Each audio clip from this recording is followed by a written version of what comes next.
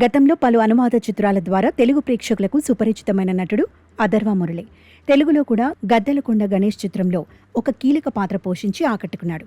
ఆ తర్వాత మళ్లీ తెలుగులో కనిపించింది లేదు.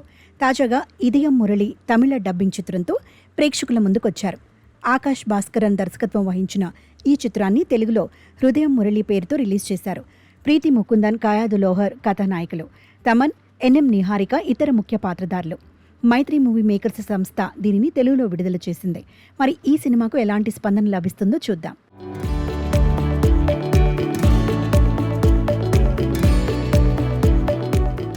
హృదయ చిన్నతనంలో తల్లిదండ్రులను కోల్పోవడంతో మేనమామ సంరక్షణలో పెరుగుతాడు.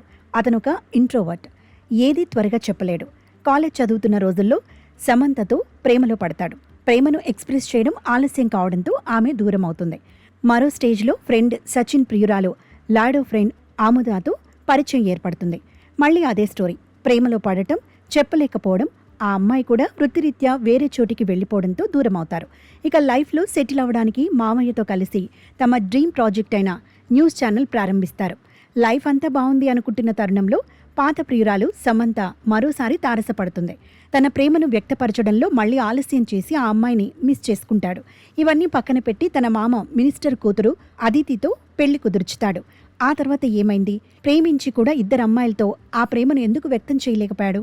అతని సమస్య ఏంటి అన్నదే కథ.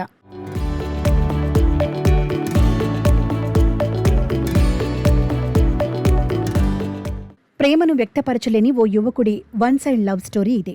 ఈ ప్రేమ కథకు 90ల సమయంలో స్కూల్, కాలేజ్ స్నేహాన్ని జోడించి తెరకెక్కించారు.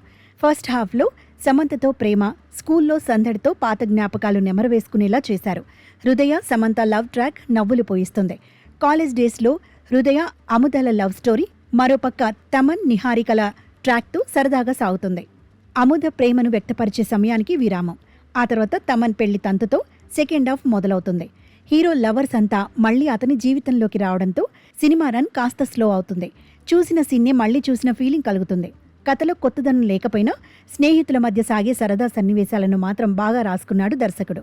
ఎయిర్పోర్ట్కి వెళ్లే సీన్, సిఎస్కే క్రికెట్ మ్యాచ్ రిఫరెన్స్లో యువతను ఆకట్టుకుంటాయి. సింపుల్గా చెప్పాల్సిన ప్రేమ కథను 2-3 ట్రాకులుగా చేసి సాగదీసినట్టు చూపించారు. క్లైమాక్స్ ఓవర్ సినిమాటిక్గా ఉంటుంది. కానీ ఫాహద్ ఫజిల్ లాస్ట్లో ఇచ్చే ట్విస్ట్ సూపర్ అనిపిస్తుంది.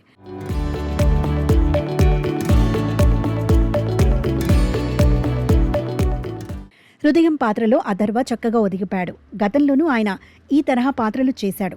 డ్యూయల్ రోల్లో ప్రీతి ముకుందన్ ఆకట్టుకుంది. అందచందాలతో పాటు చక్కని నటన కనబరిచింది. డాక్టర్ పాత్రలో కయాదు లోహర్ ఆకట్టుకుంది. నిహారిక పాత్ర పువ్వులు పోయించింది. సంగీత దర్శకుడు తమన్ చాలా కాలం తర్వాత తెరపై కనిపించారు. సచిన్ పాత్రకు న్యాయం చేశాడు. ఆ పాత్రకు డబ్బింగ్ చెప్పుకొని ఉంటే పాత్ర మరింత పండేది. హీరోకి మామయ్య పాత్రలో నట్టి సుబ్రహ్మణ్యన్ ఆకట్టుకున్నారు. ఇతర ప్రత్యేక పాత్రలలో ఫాహద్ ఫాజిల్, సింగర్ జోనితా గాంధీ మెరిశారు. ఇద్దరి పాత్రలు కథకు కీలకంగానే ఉన్నాయి. ఆడుకాలం నరేన్, రాంకీ తదితరులు పరిధి మేరకు నటించారు. మనోజ్ పరమహంస సినిమాటోగ్రఫీ బాగుంది. ఇందులో తమన్ నటించడమే కాకుండా సంగీతం కూడా అందించారు. నేపథ్య సంగీతం పరంగా పర్వాలేదు, కానీ పాటలు మాత్రం గుర్తుపెట్టుకునేలా లేవు. సినిమా నిడివి మాత్రం ఎక్కువ. ఇంకాస్త క్రిస్ప్ చేసుంటే లాగ్ అనే భావన కలగకుండా రిజల్ట్ మరోలా ఉండేది. యువతను మెప్పించే వన్ సైడ్ లవ్ స్టోరీ ఇదే.